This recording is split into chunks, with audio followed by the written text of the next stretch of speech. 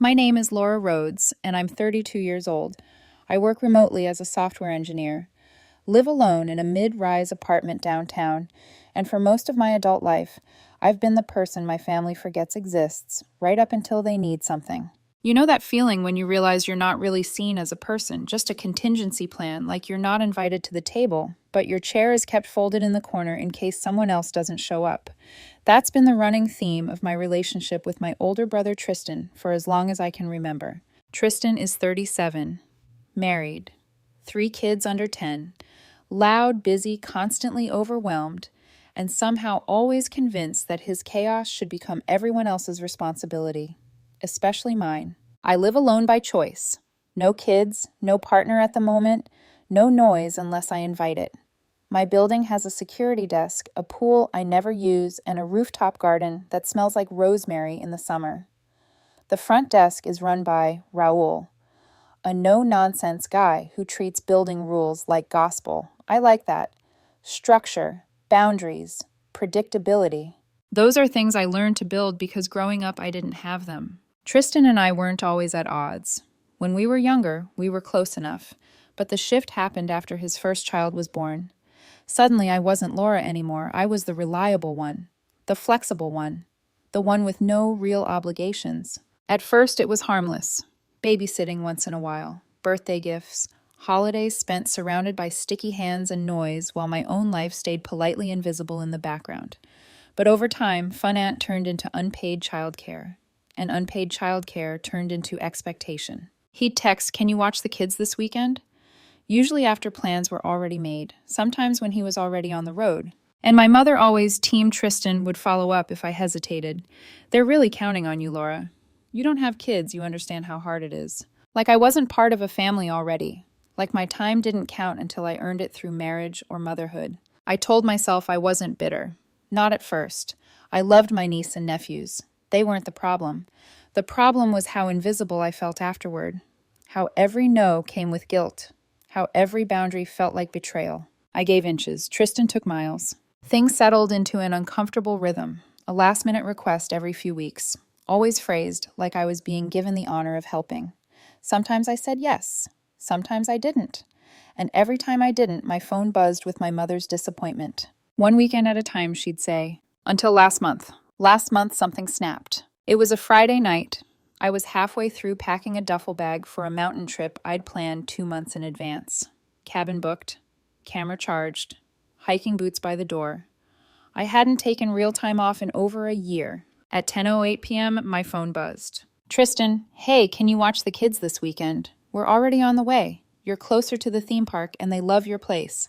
I stared at the screen. No please, no warning, already on the way. Like I was a location pin, not a person. For the first time, I didn't feel guilty. I felt insulted. I typed back slowly, "I'm out of town this weekend." 2 minutes passed. "Tristan, it's fine. Mom said she can let them in. The kids remember the door code. We'll be back Sunday night."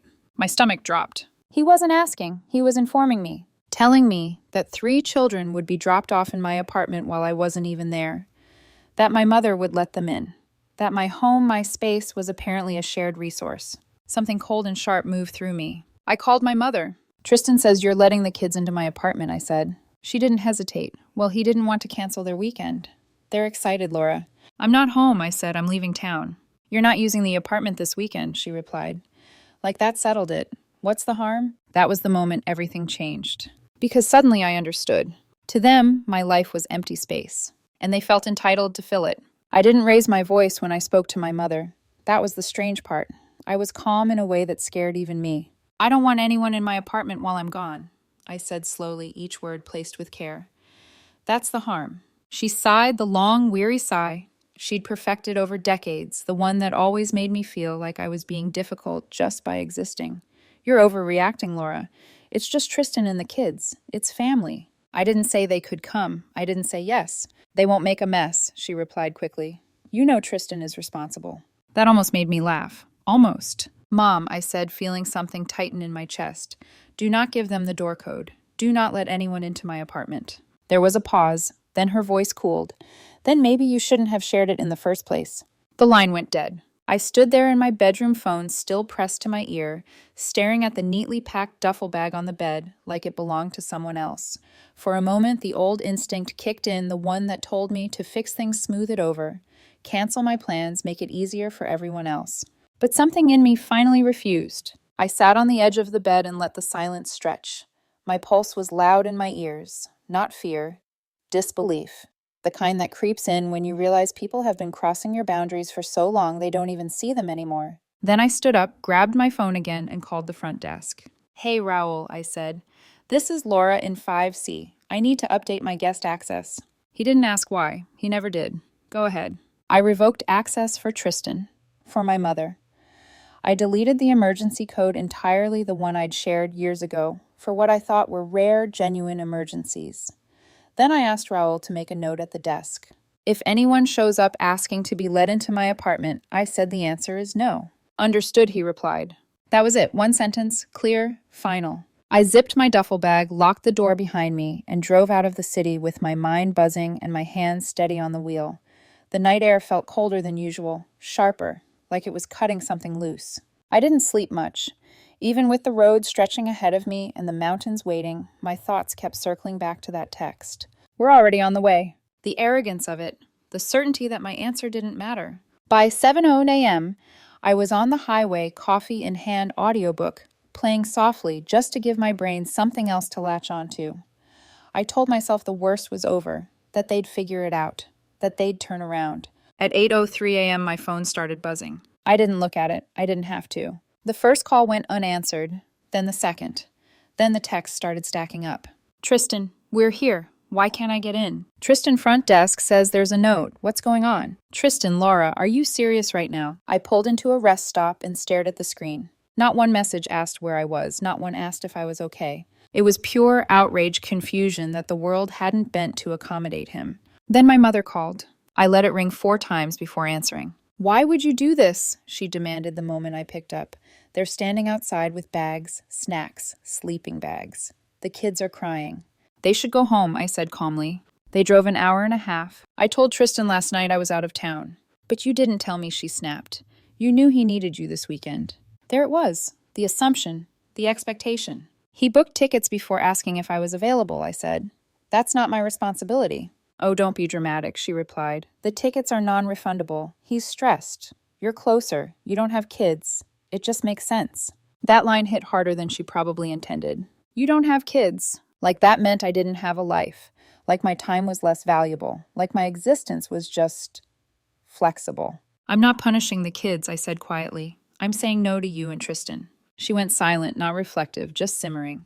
Then came the guilt right on cue. "I don't know what's happened to you," she said. "You used to be so helpful." "I used to let people walk all over me," I replied. "I don't anymore." She hung up. I sat there for a long moment, hands resting on the steering wheel, staring at a row of vending machines like they might offer answers. And that's when it finally clicked. This wasn't about one weekend. It never had been. This was years of being treated like a backup plan finally reaching its breaking point. I put the car back in drive and headed toward the mountains, even as my phone kept lighting up beside me. Because for the first time, I wasn't turning around, and I had no idea how much worse things were about to get. By the time I reached the cabin, my phone had gone quiet, not because they'd calmed down, but because they'd moved on to a different tactic. I didn't realize that yet. The drive wound upward through narrow roads and pine trees, the air thinning, the signal fading in and out. Normally, that stretch of road always relaxed me. It felt like a slow exhale after months of holding my breath. But that morning, even with the windows cracked and the mountains rising ahead, my shoulders stayed tight. I parked, unloaded my bag, lit a small fire, and tried to convince myself that I'd done the right thing, that this discomfort was just growing pains. Boundaries always feel ugly when people are used to ignoring them. It was almost noon when I finally turned my phone back on. 8 missed calls, 5 from Tristan, 2 from my mother, 1 from a number I didn't recognize. There was a voicemail from Raoul. "Hey, Laura," he said, his voice unusually careful. "Just following up. Your brother and mother came back around noon. Security turned them away again like you asked. But we noticed something on the cameras." My stomach tightened. "They had the kids trying the door code," he continued. "Looks like someone gave it to them. I've already reset everything. Let me know if you want a formal report." I sat down hard on the edge of the couch. "She gave them the code. Either she'd never deleted it, or worse, she'd written it down and handed it to them like it was nothing. Like my home wasn't mine, like my no was just background noise. My hands started shaking not from fear but from rage so clean and sharp it felt almost clarifying. I texted Raoul back immediately, thanking him and asking him to reset everything, locks, access records, whatever it took. Then I called Tristan. He didn't answer. 10 minutes later, he called back. No hello, no hesitation. I cannot believe you embarrassed me like that in front of my kids, he snapped. Do you have any idea what you did? You gave them the door code, I said. My voice was quiet, cold. So what? He shot back. They've been there a million times. They know the place. You had no right. It's my family too, Laura. I needed help. I trusted you. No, I said. You expected me to roll over again. They were excited, he shouted. You humiliated them. They were crying in the car. Something slipped out of me then before I could stop it. Good. There was silence on the line. Long, stunned. Then his voice dropped venomous. You're disgusting. I didn't interrupt. You don't care about anyone but yourself, he continued. That's why you're still alone. That's why you don't have a family and never will. Click. The call ended. I stared at my phone for a moment, then set it down gently on the table like it might explode if I dropped it. My chest felt hollow, like something inside me had cracked open and drained out. I didn't cry. I didn't scream. I just sat there staring into the fire as the flames flickered low, his words echoing in my head. Not because they hurt, at least not in the way he wanted them to. They didn't hurt.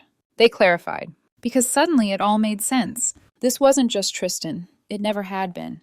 It was the entire system that had formed around him, the way the family rallied to protect his comfort, his image, his convenience at the expense of anyone else's autonomy. The way my needs were always optional, negotiable, secondary. I thought back to all the times I'd shown up without being asked. Built cribs, sent money when daycare bills piled up, canceled my own plans when one of the kids got sick, hosted holidays in my apartment because it was easier. I'd never complained, not once. And somehow that had taught them something dangerous. That I owed them. By the time the fire burned down to embers, I knew something fundamental had shifted. I wasn't angry anymore. I was done. I opened my laptop to distract myself, check email, maybe work a little, but something caught my eye almost immediately. A notification. A payment confirmation. Then another. And another. All tied to an old payment account I barely used anymore. One I'd kept active for family expenses. Split groceries, holiday dinners, and a recurring charge from a name I didn't recognize. I clicked into the account. My blood went cold.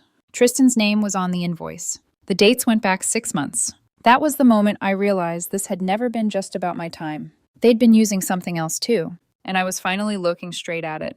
The cabin went completely silent except for the faint crackle of dying embers in the fireplace and the hum of my laptop fan. I leaned closer to the screen as if proximity alone might change what I was seeing. It didn't. 6 months. That was how far back the charges went. Different amounts, different vendors, all subtle enough to slip under the radar if you weren't watching closely. A few hundred here, a couple hundred there. Each transaction tied to children's entertainment services, party rentals, performers, catering. A bounce house, a magician, face painting. One charge labeled Mobile Petting Zoo Deposit. I stared at that one for a long time. A petting zoo. All of it routed through an old card linked to my account, one I'd kept active just in case. The same card Tristan had asked to use 3 years ago for a birthday party back when he'd promised hand on heart that he'd pay me back the following week. He never did. I scrolled further, my fingers numb. Every charge lined up with dates I remembered, parties I'd attended, photos I'd been tagged in, smiling kids, balloons, captions like best dad ever and couldn't have done this without family. Family. The total sat at the bottom of the screen, neat and indifferent. 2,847.90. It wasn't the number that made my chest ache. It was the intention behind it. The deliberateness. Tristan hadn't accidentally stumbled into my account. He'd remembered the login, seen the card still active, decided quietly that it was fine.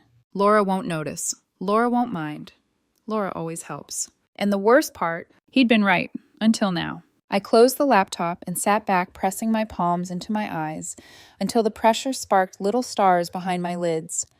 There was a strange calm settling over me, heavy and still. Betrayal doesn't always arrive loudly. Sometimes it just sinks in slow and suffocating until you realize something essential has been taken from you. Trust, respect, the illusion of mutual care. I didn't confront him right away. I didn't call my mother. I didn't fire off a message demanding explanations. Instead, I stayed at the cabin. The rest of the weekend passed in a quiet blur. No notifications, no conversations, just me, my laptop, and a spiral notebook I'd found tucked into a drawer. I started writing things down, not angrily, not even emotionally, just facts. Every time I'd covered a bill, every weekend I'd canceled plans, every holiday I'd hosted, every favor that had quietly turned into obligation. Page after page filled with ink, not to punish them, to remind myself, because you can't set boundaries if you don't know where the line used to be. When I drove back Sunday night, the city lights felt harsher than usual. My building was quiet. Raoul gave me a nod from behind the desk like he already knew the story. I thanked him and handed him a small envelope, a gift card, and a handwritten note. Thanks for guarding my castle. He smiled. Raoul never smiled. That was my first small win. I went upstairs, locked the door, and got to work. First came the finances. Every account locked down. Passwords changed. Two-factor authentication turned on. The old cards shredded into useless little pieces. I disconnected the payment apps entirely and called the bank to dispute the charges. The woman on the line listened carefully, then said something that made my stomach flip. If the charges were made by a family member without ongoing permission, she explained, you may need to file a formal report if this escalates. A report. The word hung in the air. I wasn't ready for that. Not yet. But I didn't rule it out. Next came the digital purge. Streaming accounts. Subscriptions, shared access I'd never thought twice about, Netflix, Disney+, Amazon, all of it tied to my email, my payment methods, my name. I didn't warn anyone. I just stopped providing. It took less than 24 hours. Tristan, did you change the Netflix password? The kids were watching. Mom, I can't log into Amazon. What happened? No, please. No apology. Just confusion and entitlement. I didn't respond. Instead, I did something radical. I focused on myself. Work had always been comfortable, almost too comfortable. I'd turned down promotions, bigger responsibilities because I didn't want the stress. But suddenly I wanted focus, control, a life where I wasn't constantly bracing for the next demand. I signed up for a UX design course I'd been eyeing for months, started waking up earlier, cooking real meals instead of grabbing whatever was easiest. Joined a small gym nearby, not to transform my body, but to reclaim it. And slowly, something inside me started to settle. The first time I said no after that weekend, it wasn't to family. It was to a coworker who asked me to cover a Sunday shift just this once. My fingers hovered over the keyboard habit, urging me to type sure. Instead, I wrote, can't this weekend. Hope it goes well. He replied, no worries. That was it. No guilt, no pressure, just respect. It felt like discovering a secret door I'd never known existed. But peace, I was learning, has a way of provoking people who benefit from your chaos. And Tristan wasn't done. Not by a long shot. The quiet that followed felt unnatural at first, like the pause after a loud argument when you're still bracing for the next blow. My phone stayed still on the kitchen counter. No buzzing, no demands disguised as favors, no guilt-laced check-ins from my mother. Just silence. I didn't realize how much noise my life had been filled with until it was gone. 3 days after I cut off the shared accounts, a handwritten letter appeared under my apartment door. No envelope, no stamp, just folded paper, unmistakably Tristan's handwriting.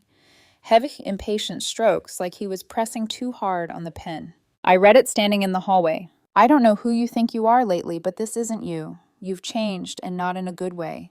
You used to be dependable. Now you're cold. The kids miss you. I hope you're happy. That was it. No acknowledgement of the charges. No apology for crossing my boundaries. No ownership of anything he'd done. Just disappointment that I was no longer convenient. I folded the letter carefully and dropped it into the trash. Not because it didn't matter. Because it mattered enough that I didn't respond. That was the strangest part, realizing I could choose not to engage. That I didn't have to defend myself every time someone was unhappy with my boundaries. The world didn't end. The ceiling didn't collapse. No one burst through my door demanding explanations. Instead, space opened up. I filled it slowly, deliberately. I started freelancing on the side, small UX projects at first, then bigger ones. Work that challenged me creatively instead of draining me emotionally.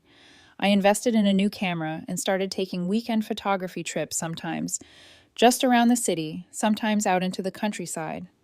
I posted a few shots online. Nothing flashy, just moments I liked. People noticed. It wasn't about attention, it was about ownership.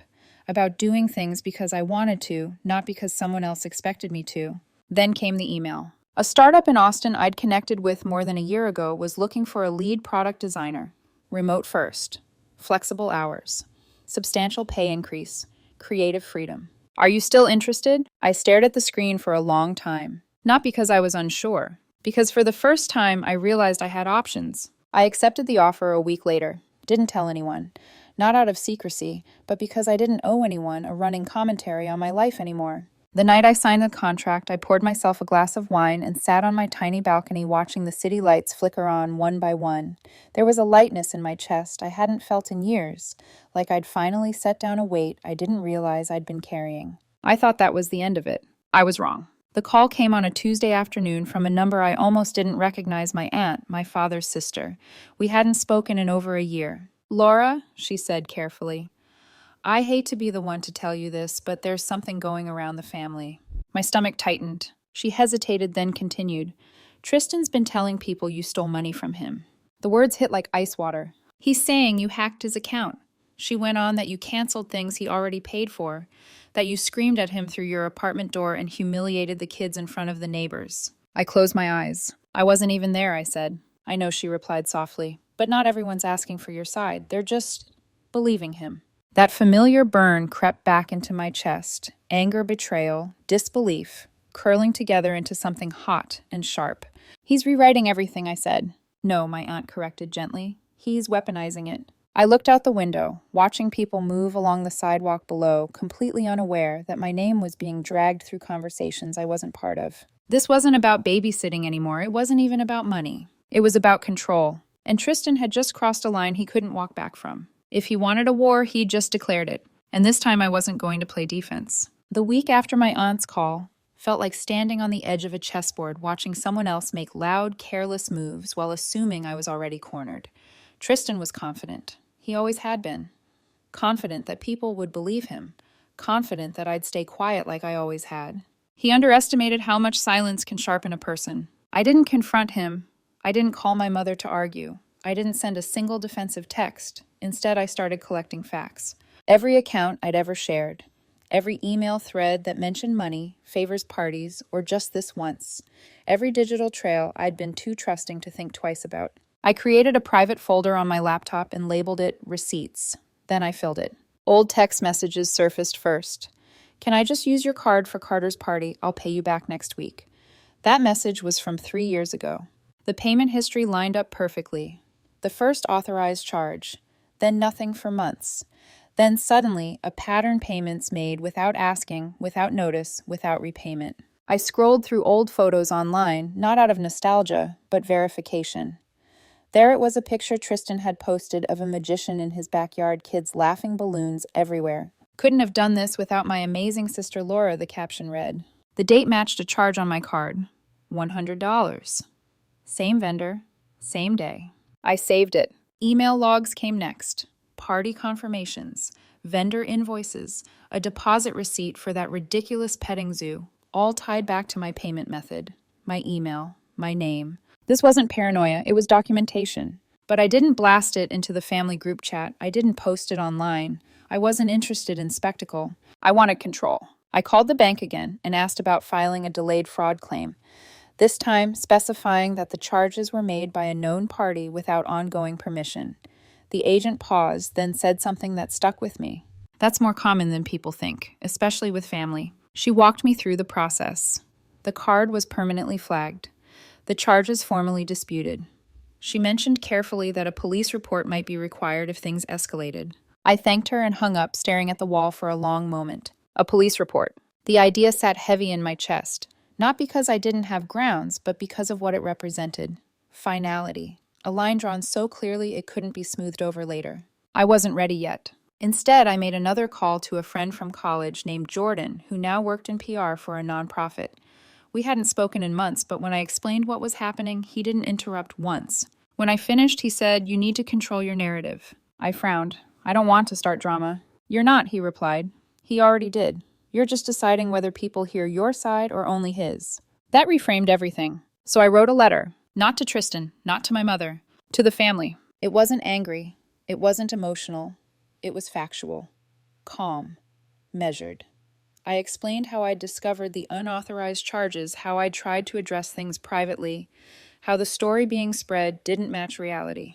I attached screenshots, timelines, invoices, just enough to be undeniable. Then I ended it with one simple paragraph. I know some of you may have heard things about me lately. I won't try to control what anyone believes. I just want you to have my side backed by facts. I love this family, but I won't tolerate being lied about or used. If you want to talk, I'm here. If not, I respect that too. I hovered over the send button for a full minute. Then I clicked it. The responses came faster than I expected. My cousin Taylor replied first. Didn't know half of this. That's messed up. I'm sorry. Then my uncle. Appreciate the clarity. Even my grandmother left a voicemail, her voice shaky, but certain. I believe you, sweetheart. Don't let anyone make you feel small.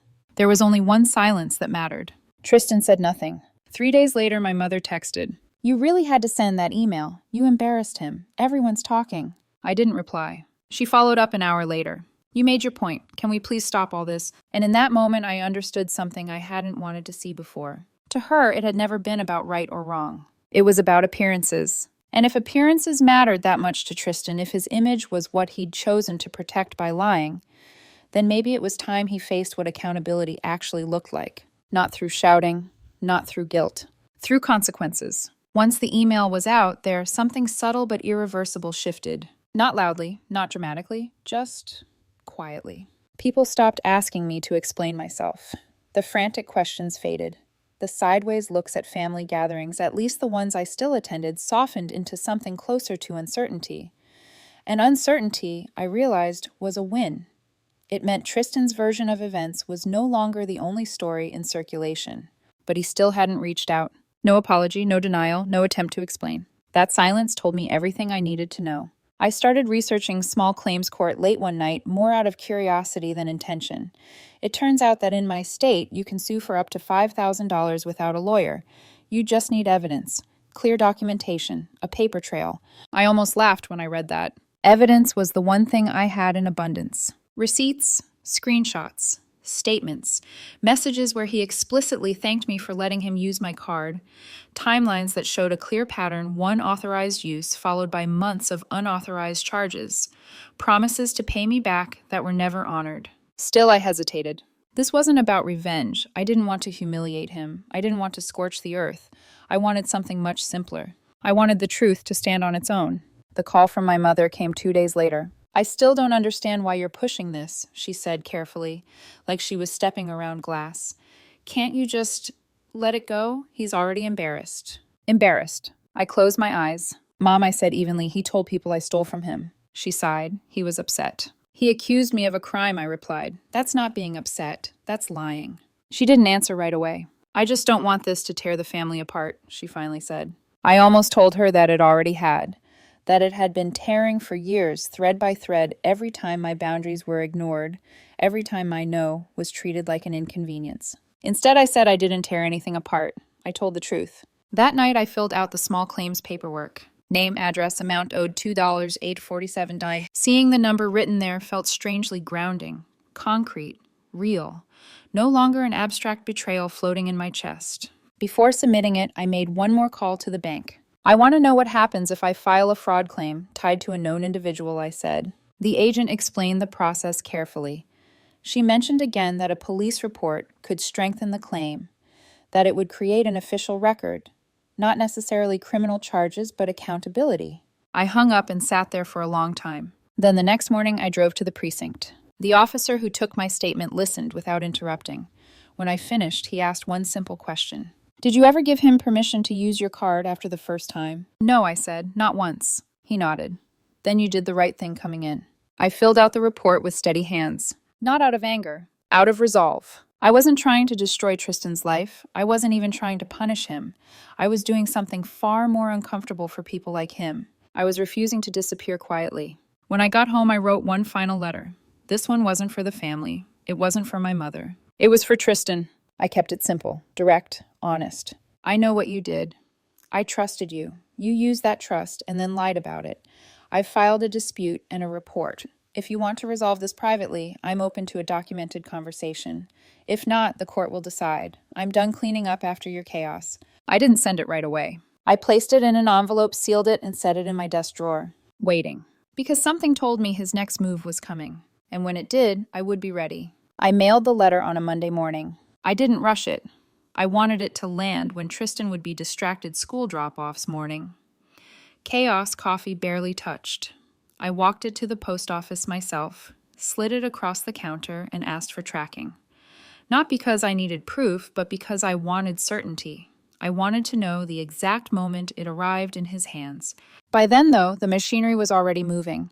10 days after filing, an email landed in my inbox. Small claims court hearing. Confirmed date, time, room number. I read it twice, then once more, just to let it sink in. The next morning, my phone rang. It was my mother. I didn't answer. She left a voicemail, her voice tight. Tristan got some kind of notice. He's saying you're suing him. Laura, please call me back. This has gone too far. Too far. That phrase always comes after the damage is done. I let the silence stretch. 3 days later, Tristan called. I answered. He didn't yell. He didn't cry. His voice was flat controlled the way it gets when someone realizes shouting won't work. Are you really doing this? He asked. I already did, I said. You're dragging this into court. You dragged my name through the family, I replied. I'm asking for accountability. There was a pause, then quieter. You know this is going to mess up my finances, right? The bank already flagged my account. I know. Another pause, longer this time. What do you want? He finally asked. I let him sit with that question. The one he should have asked before using my card. Before lying. Before assuming I'd stay silent. I want you to face the same consequences anyone else would, I said. I have kids, Laura. You should have thought about that before treating me like an ATM. He hung up. The morning of the hearing, I wore a simple button-down and dark jeans. Nothing dramatic, just clean, composed, professional. I carried my binder, 3 copies. One for the judge, one for Tristan, one for me. He arrived 15 minutes late. No lawyer, no documents, just an oversized bag and an expression that suggested this was all deeply unfair to him. The judge, a middle-aged woman with tired eyes and a voice that didn't tolerate nonsense, called the case. Ms. Rhodes, you're the plaintiff. Please state your claim. I stood. My voice didn't shake. My brother used my financial accounts without permission over several months. I've provided documentation, bank statements, messages, invoices. I'm requesting reimbursement of $2,847.19. The judge raised an eyebrow. That's very specific. Yes, Your Honor. Each transaction is itemized. She turned to Tristan. Mr. Rhodes, how do you respond? He shrugged. She let me use the card once. I thought it was still okay. Did she give you written consent for the later charges? Well, no, but she didn't say no. Did you reimburse her? I was going to. The judge flipped through the binder page by page. The room was silent. Mr. Rhodes, she said, finally continued. Use of a financial account without explicit permission can constitute financial abuse, even among family. His face drained of color. This isn't a criminal court, she continued, but the evidence is clear. Judgment in favor of the plaintiff. Full reimbursement ordered within 30 days. The gavel came down. Just like that, it was over. Tristan stormed out without looking at me. I stayed seated for a moment, breathing. Not triumphant, not relieved. Grounded. The check arrived just before the deadline. No note, no apology. I deposited it and closed the account the same day. One door shut, cleanly. The aftermath was quieter than I expected. Some family members reached out. My cousin Taylor texted, "That took guts. You did the right thing." My grandmother mailed cookies with a note written in careful cursive, "Proud of you." My mother didn't call for 2 weeks. When she finally did, her voice was tentative. I still think it didn't have to go that far. I let her finish. Then I said it wouldn't have if anyone had listened when I said no. She didn't argue. She just exhaled like someone finally setting down something heavy. "I hope you're okay," she said. "I am," I replied, and I meant it. Because my life was quieter now, cleaner.